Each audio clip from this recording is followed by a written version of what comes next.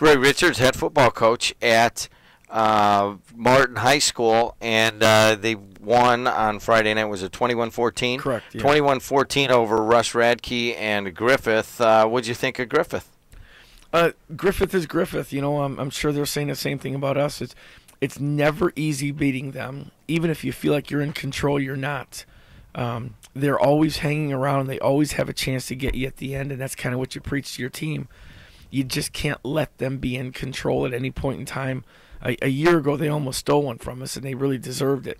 And this last week, we felt like we dominated, and they still were in a position to beat us. So that's the way they play, and they coach really, really well.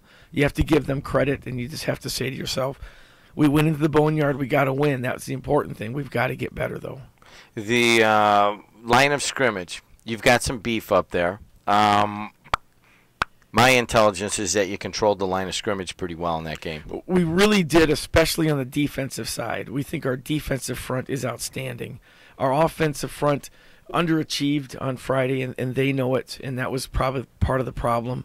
You do have to give credit to the opponent for doing a good job, but after watching on the film, we need to get better. We need to do a little bit better job of what we do and not be so worried about how the opponent reacts. 219-845-1100 if you want to talk to Roy Richards. Now's your chance. Let's go to one right now. Hey, you're on the air with Roy Richards. What's happening? Hey, Jed. Hey, Coach. Dave from Highland. Coach, last week's show, Jed and I were talking about after you left how the cosmetics of has changed.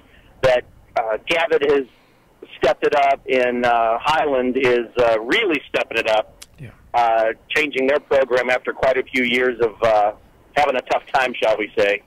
And if you could comment on, I enjoy listening to your candor, and congratulations last week. I was listening from my mother's backyard for all the cheering. She lives really close, so I enjoyed that. How the cosmetics have changed, which teams are stepping up, and it's nothing's guaranteed. And I'd like to hear your comment. Well, I appreciate your comments. Thank you very much. You're right about that. You know, we in the coaching field, just like anybody in their field, they know who is really working hard. They know who's really good at what they do. And, you know, when Highland hired Ken By, it has nothing to do with who they had before or who they'll have next. Ken's a professional. Ken's a hard worker. Ken's going to make sure the right things are being coached and stressed. Just like at Gavitt, Robert Robinson, if you know Robert, he's such a good guy. As a player, you can't help but want to play for him. And he's going to stress the positives. It doesn't matter what the guy did before or what the next guy. It's not really a matter of, oh boy, I'm glad they got rid of so and so. It's really about the kind of approach that those two guys bring, and it's a positive thing. And those kids at Gavitt and Highland are excited about football, and they can't wait to play you. Even if they're going to lose, they can't wait to play. And that kind of atmosphere is a contagious one. And then you start winning, and the next thing you know, you're not really sure when you turned it around, but you just know you did. Now let's look at this. I had Coach Schreiber in here in the middle of the summer, and I'm talking to him, and I'm like, you know, you got to be looking forward to playing a few teams. He's like, yeah, we want Morton. There was nobody else on his. I mean, you know, obviously they got a big game we're covering this week. They've got Highland and Hammond High both had good outings on Friday, and they're ready to go, and that should be a good ball game. But that was the first thing he said out of his mouth, and you got to believe that the Highland Trojans are looking at you too. I mean, pretty much every week anymore, whoever you're playing, including what we're here today to preview on Saturday night. Absolutely. I mean, Lowell has got to be sky high. They want revenge. Yeah, there's no doubt. In fact, Lowell seems to always get healthy when they play us. You know, they lose to Crown Point or whatever. Even if they beat Crown Point, then they play us, and we seem to be their backseat guy. So I know it's coming on Saturday. I know they're going to be pretty pumped. And you're right about Eric at Hammond High. Eric's a great friend, and of course I don't know if I like him anymore after that comment, but he's a great friend. That was the first thing out of his mouth. Yeah, we want Morton. No. And you know what I felt like? I felt like saying, you know, Eric, this is bad. I almost felt like saying, Eric, they're kind of out of your league right now. But that was never anything. It goes back to what Dave from Highland. Everybody wants you. Wants to beat you guys now. So anything can happen on any night. It's one of those where we are out of their league unless they don't know it. And if they don't know it and they don't believe it, then we're not out of their league. And that's really the approach he's taking, and it's a great approach. And that's Eric. That's why they hired Eric. That's why Eric's been successful. He's not only a great guy, he really knows his stuff, and he doesn't believe anybody's out of his league. And I think that's why the Hammond schools are coming back, because they've hired some really good guys to take over. And I'm a little concerned, and I'm also very excited for all of them. 219-845-1100. Roy Richards, head football coach at Morton's, in the house. Let's go to line 3 with Mike. Hey, Mike. Hey, Coach, I was at the game Friday night, and it was really a difficult game to watch on both sides, I think. I mean, all the penalties, and then Griffith couldn't seem to hold on to the ball or fumbling all the time and stuff. But I know that both schools, again, when they meet again later this year, it's going to be a whole different ballgame. It'll be interesting to see both teams progress throughout the year, after this first game of the season and stuff. So, what was the? You felt like there was a lot of mistakes on both sides. That sequence where Morton fumbled deep in their own territory, that was a little surprising to me. Roy Richards teams don't do that a lot. You know what I mean? Right, and I mean, that was like, I was kind of switching back and forth between both sides of the field tonight, and Morton seemed like they were confident that they were going to win the game the whole time. And when that fumble happened deep, I knew Griffith could come back, but it was we couldn't see the quality and what both teams are going to be later in the season on both sides of the ball. So.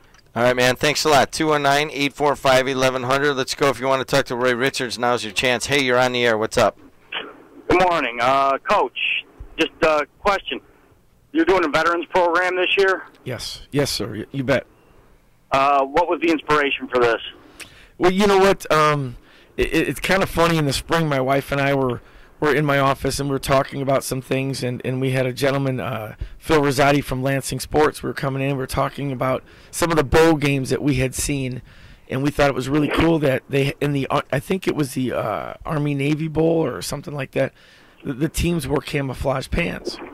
And I said, that would be really cool if we could come up with something like that. And then my wife chimed in and said, why don't we have that be a theme this year and try to see what we can do positive, whether it's community service or an event to raise awareness. So the three of us kind of sat there, and then Phil Rosati said, well, give me a call if you come up with something. Maybe we can come up with some ideas on pants and stuff. So my wife and I kicked it around. Talked to our principal. He kind of liked it. And then we went to Hawaii, my wife and I did, and we went to visit Pearl Harbor. And, boy, if you've ever been out there and you see the memorial and you get those chills and those goosebumps. And at our hotel, they had a reunion for veterans, and there had to have been over 100 amputees. We looked at each other. We just said, we've got to do this. We've got to put this together. There's so many people in the country that just don't see the sacrifice and just don't see what people have given, how many families have lost. So we have what we have. So we came back and finalized it all and gave Lansing Sports a call and said, let's get these pants done. Let's take care of this, and let's put this thing together. So my wife and I sat down with our principal, Doug Friend, and the three of us kind of planned it out, and we've decided that we charge a couple extra bucks at the gate to raise awareness for all the families in the community of the teams involved that are sending people overseas, because they could always use a care package or maybe a Thanksgiving dinner on the community, on the region. So Lowell's going to get a $500 check from Morton from the proceeds. That's obviously not from Morton High School. It's from everybody that goes to the game to contribute. And Lowell is going to use that money to take care of the families in Lowell that are sending people overseas. Then we're going to turn around and write the remainder of the surplus money from the extra $2 to our American Legion Post 232. And Ricky, my buddy over there, has decided that he's going to have the American Legion look up the families in Hessville and in Hammond who are serving, have people over there serving, contact them and see what they can do for them. We're going to do this every home game. So we're wearing camouflage striped pants, and the opponents are jumping in. I think the community is going to be really up for this. We've got all the veterans who are coming to the game. We're asking them to email me, let me know that they are coming to the game. We've already got right now 7 veterans that have emailed that said, this is my name, This is my branch, whether it's Army, Marines, whatever. These are the years I've served, and I'll be at the game. So they're going to come to the game, and at 6:30 we're going to call them down to the gate. 6:40 we're going to put them in the end zone. 6:45 we're walking the captains and the veterans out on the field to announce the veterans. They will be part of the coin toss. And then we've got a great group of veterans that are going to come out, sing the national anthem for us at 6:55. It's going to be a great event. The proceeds, the extra proceeds will go to the families that are serving, and the honor will be to the veterans and thanking them for their service and allowing us to be where we are and do what we do. Mike, what do you think? Actually, it's Carl, and I'm sorry, Carl. it's all right. It's been a while. Well, as an OIF vet and the service officer at Post 232, thank you. Thank you, Carl. I appreciate that very much. Thanks a lot, Carl. Hey, once again, if you are a veteran or you know a veteran, can make this more of a special evening than it already is by just emailing Roy at R.R. Richards. So there's 3 R's to start it. R.R. Richards at hammond.k12.in.us. Let's take Uncle Joe on line 1. Hey, Uncle Joe, how are you? Oh, pretty good. I'd like to congratulate Coach Richards on his efforts with supporting the veterans on the First Vice in Valparaiso Post 94, and I applaud your effort in collecting those monies. And along those lines, we have the homecoming plan for 656 Transportation Unit in New Chicago, or it's Hobart area. They're coming into town today long enough to say hello, and then they're going to go down to Camp Atterbury for that, what do you call it, final release before they come back to civilian life. Okay, hold on a second. Which unit is this? This is a 656 Transportation Company. And where are they going today? They're returning from Iraq. Mm-hmm. I'm sorry, Afghanistan. Mm-hmm. And they're stopping in at 12 o'clock at the Lake Station, CFW, and American Legion 100. They're side by side, and there's going to be a rally there. And the parade route is 65, and then the exit on Route 6.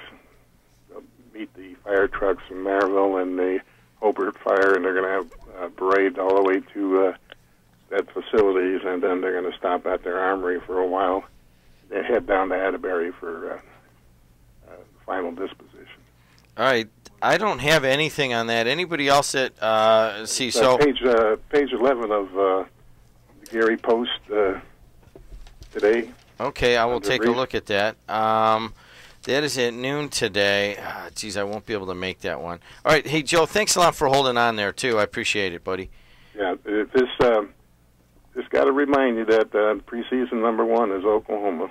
Oh, stop, will you? Yeah, how long do you think that'll last? Well, I tell you what, there's so much parity.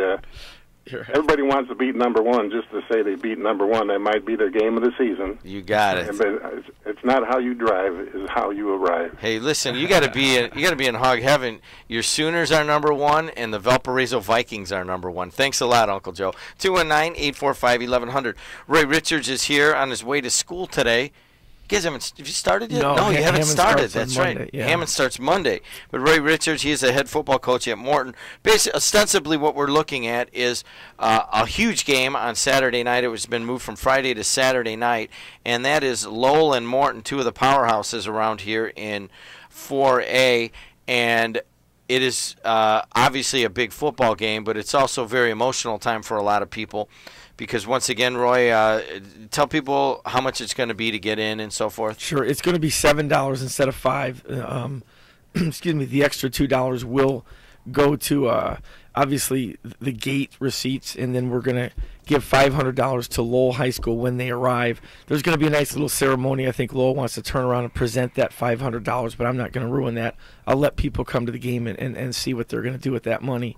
Then the remainder of the surplus will go to Post 232 in Hessville, and then they have promised to help me find the well, actually do it for us, find the families in Hessville that have people serving.